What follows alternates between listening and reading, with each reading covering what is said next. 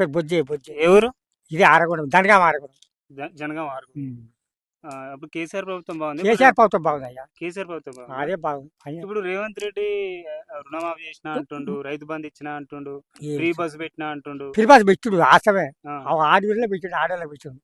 మన రుణమాఫీ చేస్తాను 2 లక్షలు. ఏది చేసినా చేయలేదు. కాలే.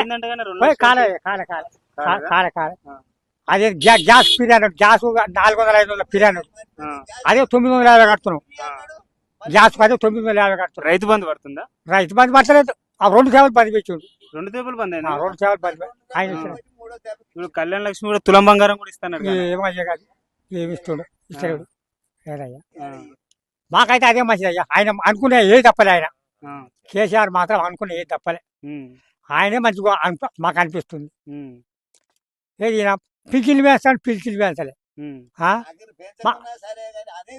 మా ఆసామికి రుణమాఫీ చేసుగా బాగుంటుంది. రైతు రుణమాఫీ చేసుగా మంచిగా ఉంది. జీవిద్దు చేయలే. మొన్న యూరియా కూడా ఊరియా మొత్తుకున్నాం, కొట్టుకుని ఏడవిచ్చాడు. దొరకలే. షేర్కి ఆడేసాడు. 4 బస్తాలు వేసా, 1 బస్తా ఇట్లా తెచ్చుడు ఆడ నేను 10 బస్తాలు వేస్తాడు, 3 బస్తాలు 4 బస్తాలు ఊరి దొరకలేయ్యా. దొరకలే, ఇయ్యలే. కేసీఆర్ కి ఇస్తావా మళ్ళా? ఇక రేవంత్ రెడ్డికి వేయరయ్యా, అనవసరం. మేము కాంగ్రెస్ పార్టీ కానీ వేయరు. కాంగ్రెస్ పార్టీ కాంగ్రెస్ పార్టీ మంచి ఆయనకే వస్తుంది. వేయరు.